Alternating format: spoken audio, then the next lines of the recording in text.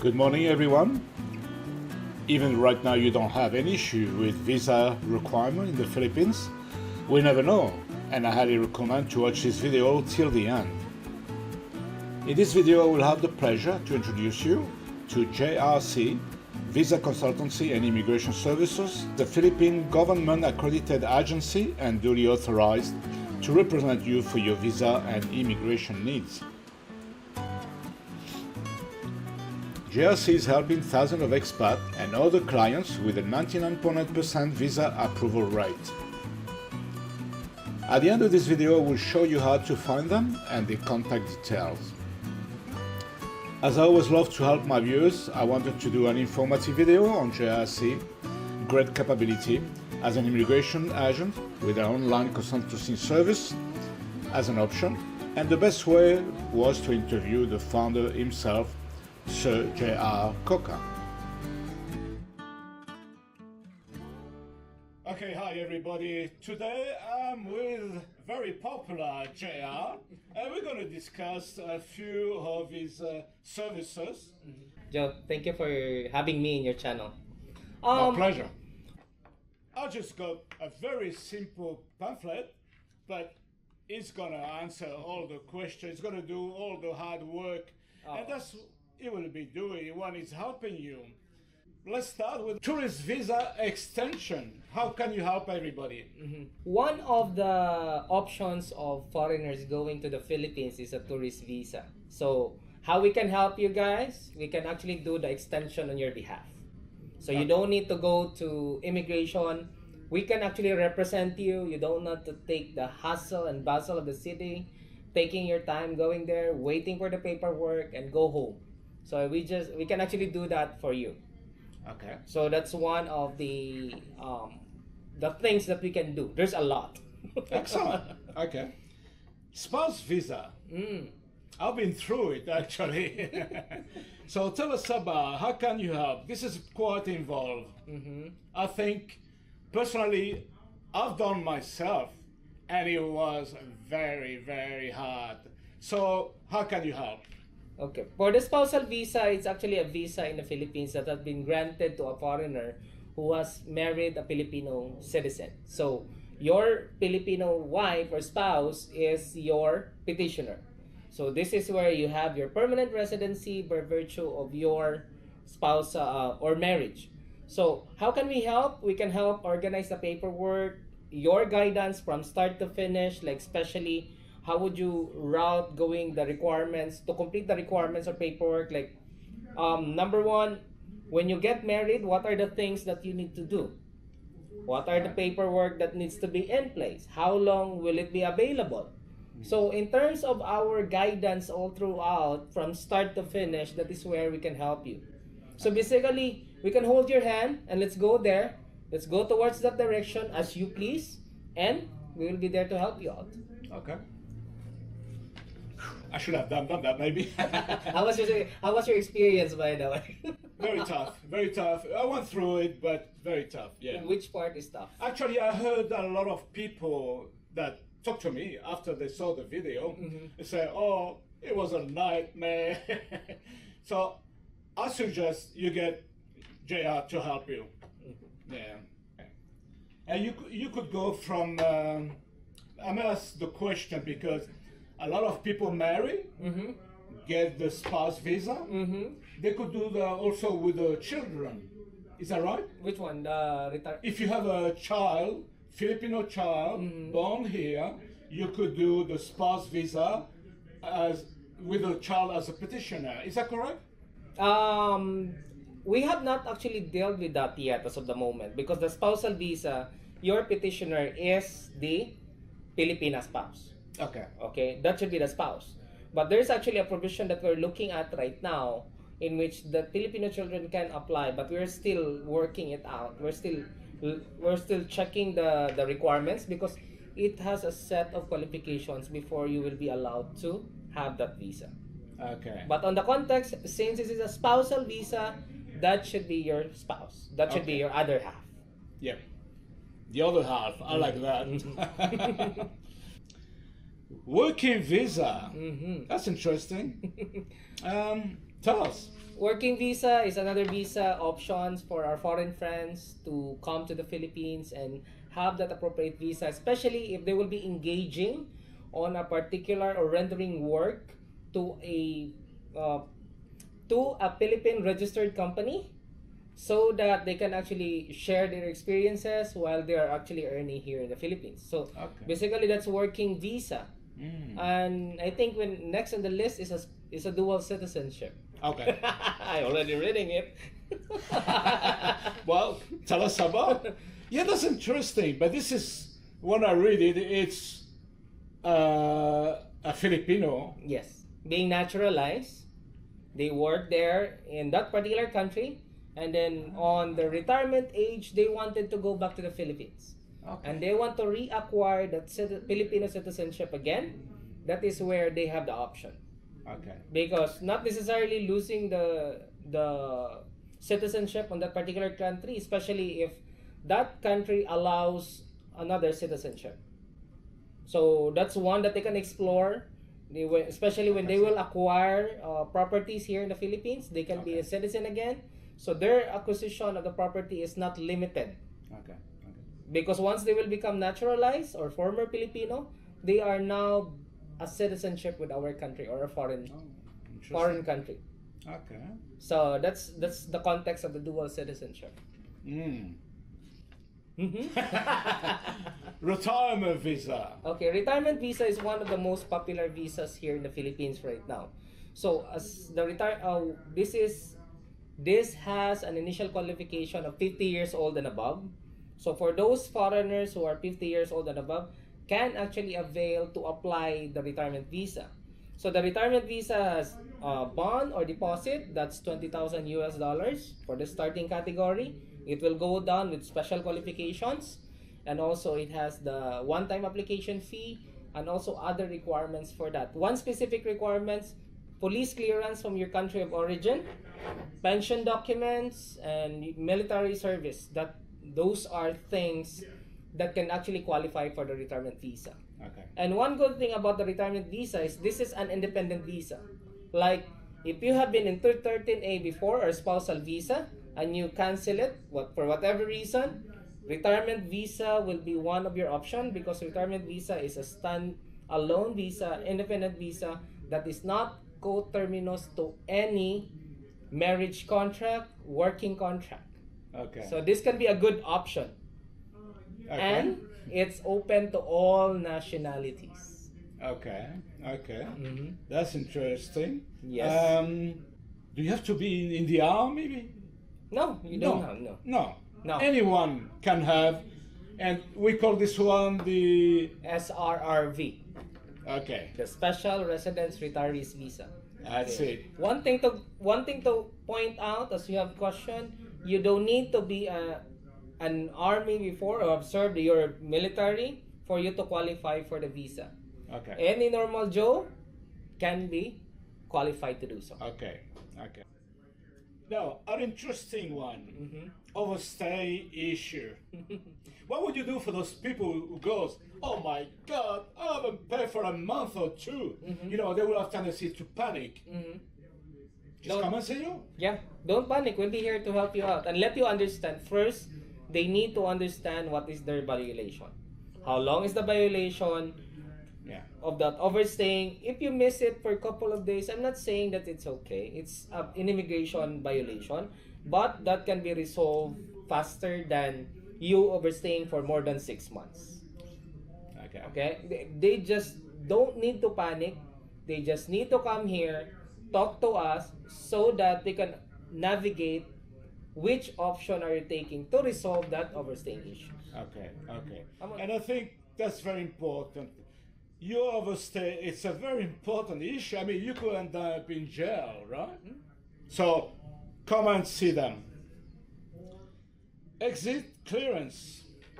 Exit clearance, there are two types, but what's the common one is the exit clearance being required to tourists who have stayed here for more than 6 months in the country. So if they're gonna fly out on the 7th month, they will be required by the Bureau of Immigration to secure an exit clearance prior to their departure. And I would highly recommend to do that before the flight. There are successful stories that some of the foreigners say, I can do that in the airport, but you know what? Don't take chances. Better prepared in the next 30 days. Go to the airport. You know that all your paperwork are complete, because it might compromise a lot of things for you. And it's very costly. Things could go wrong. Yes. And you don't want that to go wrong. Well, you get at the airport, you're ready, you already pay your ticket. You don't want to do that. Yeah. Okay. SCRI card. What is that there? I was wondering. Is that if you lost? Or? ACRI card, technically, by definition, is an Alien Certificate Registration I card, meaning it's an identification of the visa. It comes with multiple colors. Even the tourist visa has ACRI card. So the spousal visa has a different color. Working visa has a different color.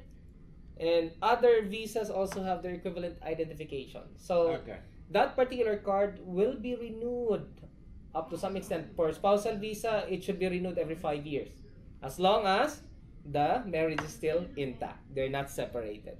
So sometimes there are actually like ACRI card issues, like they have downgraded their visa, but they have not canceled the ACRI card. That is why it's there. Because sometimes they would miss. Like we encounter situation right now, before they downgrade the 9G and they apply for the retirement visa. And then once they apply the retirement visa, immigration record says your ACRI card from your working visa is still active. So we need to cancel that. So downgrading is from the visa and for the ACRI card. Those two should go together. Right. Because if this is not canceled, your new visa application will not proceed or will be finished. It won't be finished. Because you need to settle this one first. That's very important. Okay. All right. Next one. I would like to go back to the spouse visa. Because in my case, because a lot of people ask me questions about that, and I'm not qualified to answer. You don't have to tell all the little detail, just roughly. So on the spouse visa, I got a question. If you separate legally from your spouse, what can you do? It's a Come and see you, I know. But roughly, are you able to help them? Okay. Each situation of this foreigner who have been into that is different. So they need to come here, talk to us, let us know about the situation, and we will navigate things to be done according to the plan of the foreigner. Now, the problem is the first thing that they need to do once they legally separate, they need to downgrade or revert back their spousal visa to tourist. That should be the first instance or have the priority to do that. Why? If you don't, that would be an immigration violation. If not, you're taking the risk. And it's very risky. You might have a complaint being filed to immigration, and immigration will have some sanctions to you, and then once you have sanctions to the Bureau of Immigration, you might be deported. You may be banned to stay in the country. And I think that should not be the situation that each of our foreigner would be in the Philippines. And sad to say, they're still okay. I'm still like doing this and that for quite some time, and nobody's going after me. And take it at your own risk. Yeah, I think I agree. So if you are separated from your wife, you should come and see JR, because this could be a very serious issue. Yep. Yes. Okay. I like this one, but I got no money. Special investors resident visa. Okay, this is actually one of the special visas also that the Philippine government is offering to our foreign individuals to really encourage them to stay and relocate and retire in the Philippines or put their investments here. So this is a special visa under the Board of Investments, which they are required to put in $75,000 US, and then that $75,000 US will be invested to particularly listed companies, and that would be in the form of stocks, majority. So that's the option that they can get. And once they actually have that invested, then the visa processing will start in preparation for that SIRV. Okay. And now the last one says, well, it's not the last one because I wanted to add something at the end of this, so don't go away. It's a very important thing. Any immigration needs, like what? What can you help? There's actually a lot of immigration needs that you might bump into. Like it's not listed there, but once you downgrade your visa, Okay. that's an immigration process. When you do have NTSP, not the same person. Can you explain what's the downgrade? MTSC? NTSP. NTSP. Okay. There are actually certificates right now from the Bureau of Immigration which will actually identify you, or you would be needing when you have an application of the any visa. Like for example, you apply for the retirement visa or SRV, and then along the way, once the processing commenced or started, immigration says, hey, you have the same name on our record that has derogatory record, or in their system that has derogatory record. So what you need to prove to immigration is this is not me, if that's not you, if that's the case. So that is where the NTSP will be required. That's a certificate. Okay. Certifying that not the NTSP stands for not the same person. So you're actually submitting that, okay, this is not me, I actually complied with it. That's one of the immigration needs that might pop out. Like for example, you need some documentation in your embassy for whatever reason. Yeah. You need to have your travel history. Those are still immigration needs. Immigration has that record. So there's still a lot of immigration needs that you might bump into. The most common one is the extension, the ACC, the renewal of your ACR, application of your spousal visa, the 13A, and also the retirement visa. Those are the common things, but there is still a lot that you can actually do. Okay. One I wanted to add, real estate.